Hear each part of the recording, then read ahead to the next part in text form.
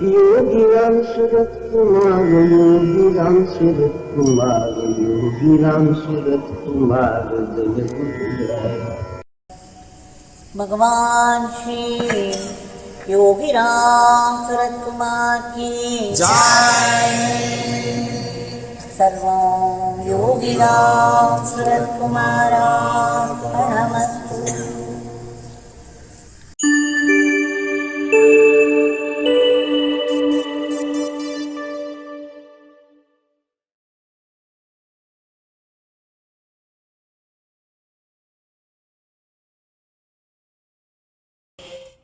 இருபத்தி 4 மணி நேரங்களை பகவான் கையில் அள்ளி கொடுத்திருக்கிறார்.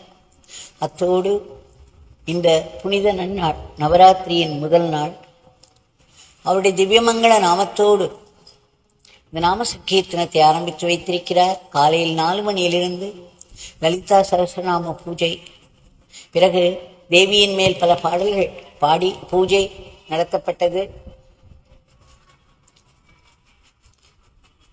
பகவானுடைய இந்த பெரும் கருணையை கொண்டாடி நன்றியோடு அவருடைய நாமத் தாமரைகளை அவருடைய திருவடி தாமரைகளில் சமர்ப்பித்து விட்டோம்.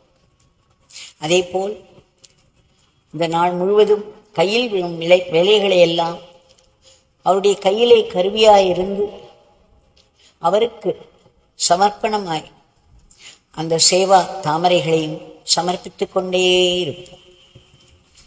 இன்றைய பிரார்த்தனையை பகவானிடம் முதலில் தமிழில் செய்துவிட்டு பிறகு ஆங்கிலத்திலும் செய்து கொள்வோம். இன்றைக்கு மாலையில் இருந்து அடுத்து 9 நாட்களுக்கு மாலை சத்சங்கமான் இருக்காது, மாலை நாம சங்கீர்த்தனமும் இருக்காது. அதற்கு பதிலாக விதவிதமான சகல கலாவல்லியாகிய லலிதா திரிபுர சுந்தரியின் அம்சங்களாய் எப்படி விதவிதமான கலைகள் நிபுணர்கள் வந்து அந்த கலைகளை இங்கு பகவானின் முன்னிலையிலும் அம்பாளின் முன்னிலையிலும் பிரகாசிக்க செய்வார்கள். அவைகளெல்லாம் இந்த காணொளியில் நேரிடையாக ஒளிபரப்பப்படும். இன்றைய பிரார்த்தனை பகவான் தங்களிடம் மீண்டும் மீண்டும் கோட்டி கோட்டி முறை வேண்டிக் கொள்கிறோம். தாங்கள் உடனடியாக பெரும் கருணையோடு குறுக்கிட்டு இந்த உலகத்தின் போக்கை முற்றிலும் மாற்ற வேண்டும். இன்றைக்கு உலகத்தில் வன்முறை தலைவிரித்து ஆடுகிறது. 2 பெரும் போர்கள் நடந்து கொண்டிருக்கின்றன. அதில் நடக்கும் வன்முறை சம்பவங்கள் நமக்கே தெரியாமல் பல இடங்களில் வேறு பல இடங்களில் நடந்து வரும் சம்பவங்கள் பெரும் அதிர்ச்சியையும் அச்சத்தையும் அளிக்கிறது. தாங்கள் பிரபஞ்சத்தின் நாயக்கன் மீண்டும் ஒற்றுமை, சமாதானம், அமைதி, ஒழுங்கு, கட்டுப்பாடு, நல்லிணக்கம் இவற்றையெல்லாம் மக்களுடைய வாழ்க்கையில் கொண்டு வந்து அவர்கள் ஒரு தார்மீக வாழ்க்கை இறைவனின் நினைவோடு வாழ வேண்டும். நடந்து கொண்டிருக்கும் போர்கள் உடனடியாக நிறுத்தப்பட வேண்டும். அமைதியும் சமாதானமும் நிலவ வேண்டும். தாங்கள் இந்த உலகத்தை ஆசீர்வதித்து இந்த உலகத்தில் போர் என்ற சொல்லையே எழும்பாமல் பார்த்து கொள்ள வேண்டும். திடும் திடும் என்று நம்மையெல்லாம் தாக்கும் கொடிய நோய்கள், வன்முறை நிறைந்த இயற்கையின் சீற்றங்கள், கோர விபத்துக்கள் இவற்றையெல்லாம் கட்டுக்குள் வைக்க வேண்டும். இன்றைய உலகத்தின் வன்முறைக்கு அடிப்படை காரணமாக இருக்கக்கூடிய அசுர ராட்சச எண்ணங்களை எல்லாம் மக்கள் மனதிலிருந்து தங்களால் மட்டுமே அழிக்க முடியும். தாங்கள் இதை செய்ய வேண்டும் என்று கோட்டி கோட்டி முறை வேண்டிக் கொள்கிறோம். எந்த நாட்டினர் ஆனாலும் சரி, எந்த பாஷை பேசுபவரானாலும் சரி, எந்த மதத்தை சார்ந்தவரானாலும் சரி, அவரவர்கள் தங்கள் தங்கள் ஊழ்வினையின் காரணமாக ஏதேதோ துன்பங்களில் சிக்கி உதவியின்றி பாதுகாப்பின்றி தவித்து வருகிறார்கள். இந்த கர்ம விதியானது மிகவும் துல்லியமாக செயல்படும். யாரையுமே விட்டு வைக்காது.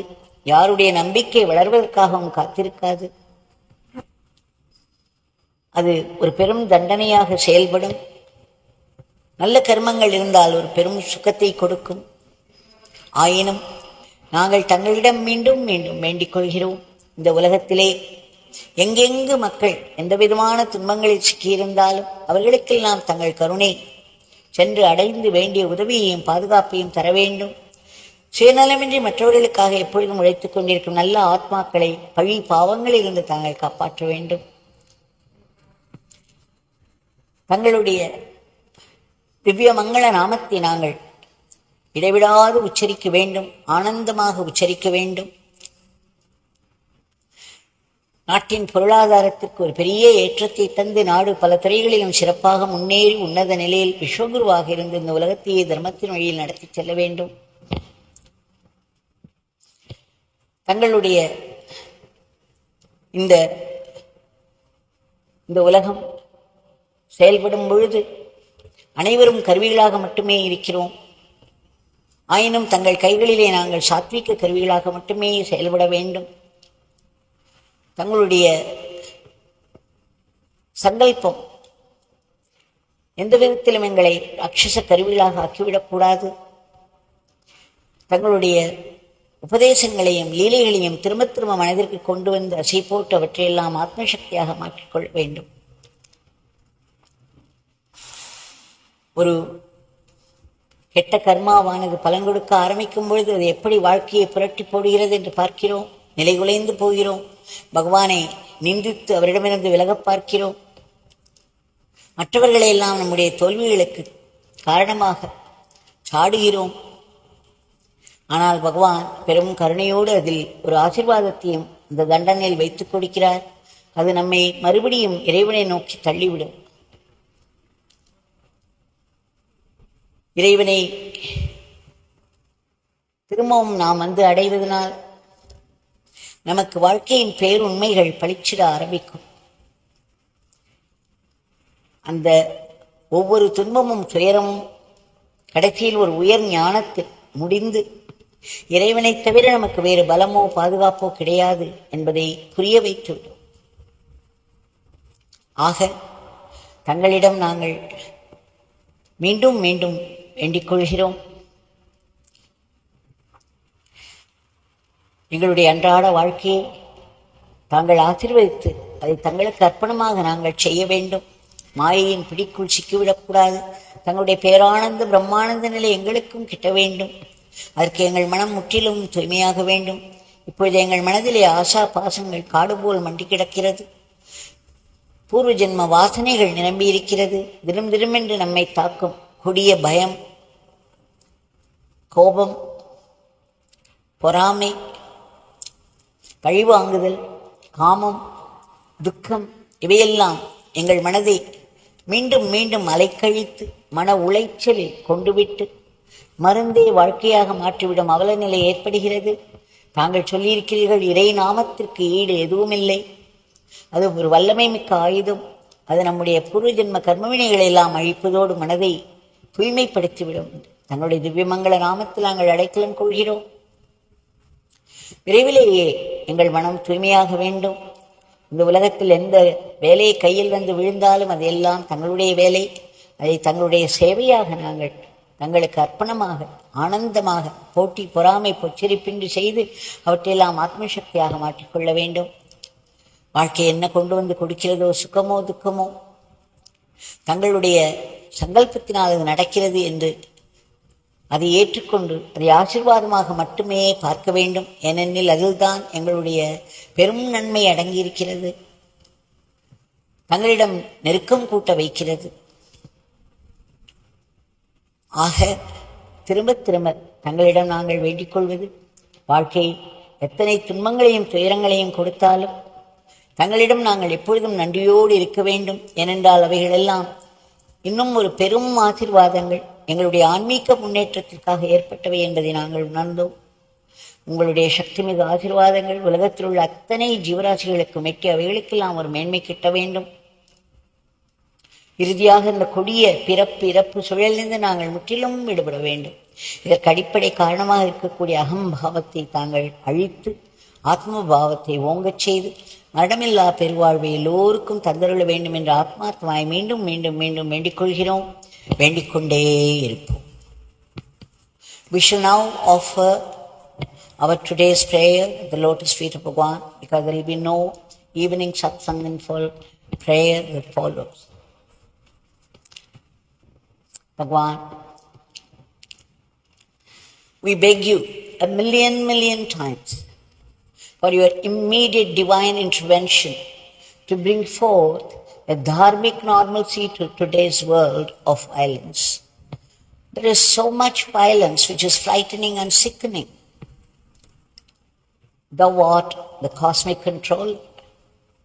Only you can bring in peace, unity, order, discipline, and harmony to the people's life. Now, people live any way they like and create a philosophy to suit themselves to justify what they are doing. We beg you, Bhagawan, to bring in this dharmic life to people with remembrance of God. And we also beg you to stop those terrible wars that are going on with their own justification, but with disastrous results. We beg you to bless so that peace be prevalent once again. And bless this whole world so that there will be no mention of the word war at all among the countries of the world. We also beg you to keep under control those sudden attacks of cruel diseases and violent furies of nature and those devastating accidents.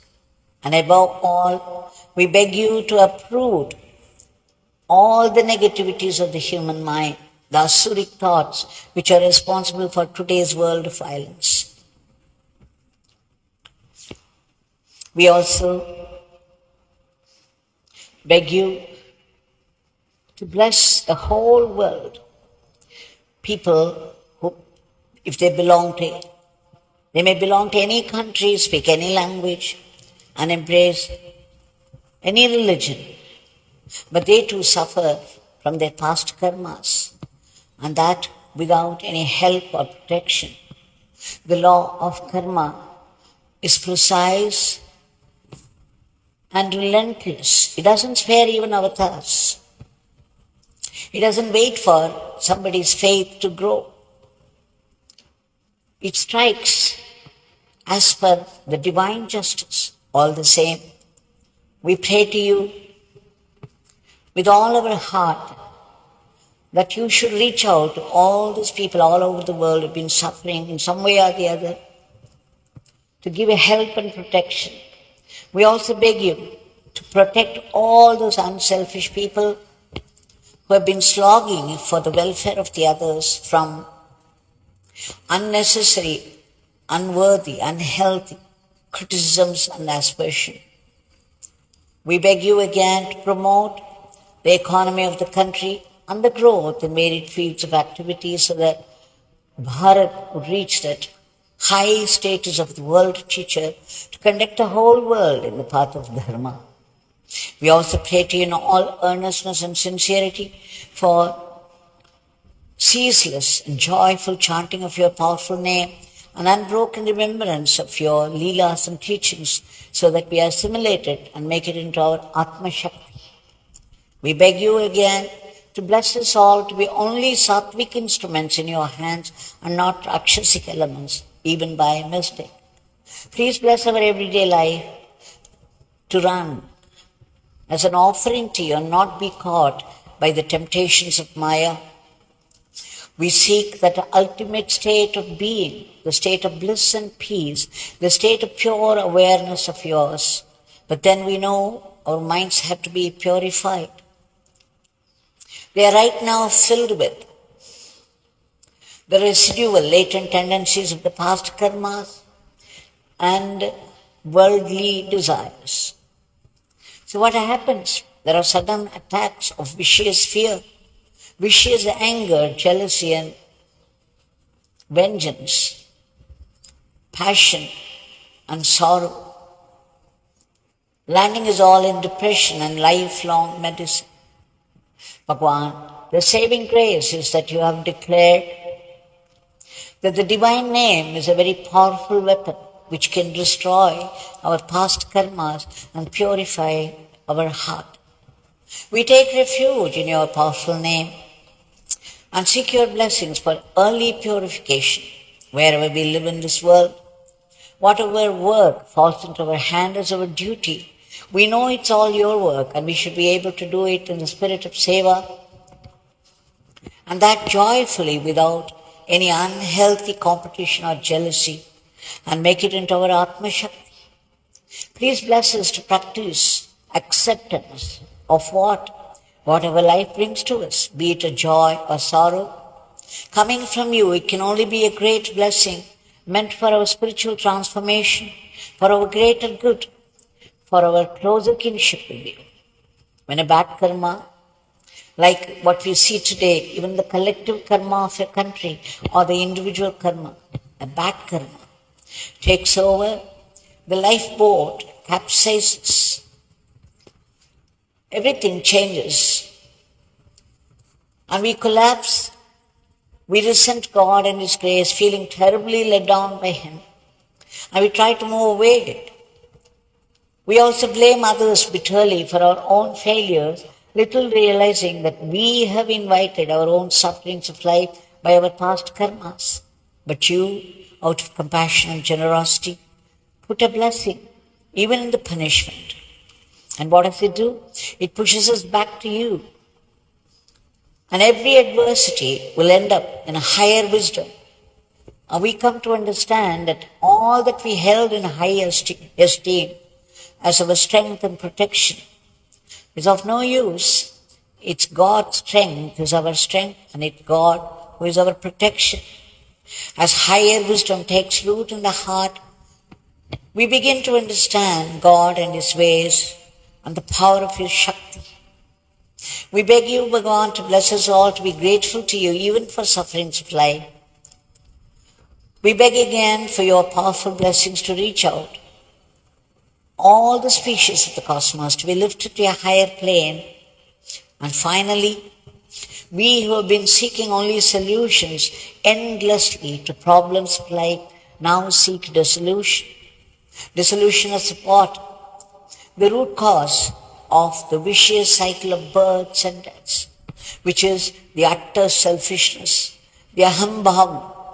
We beg you to uproot this ahambhavam and promote Atma Bhavam, so that we all be blessed with that immortal life, that eternal living in merger with you, or eternal servitude in surrender to you, you, that eternal supreme divinity. Jaya Yogi Ramsuratkumar.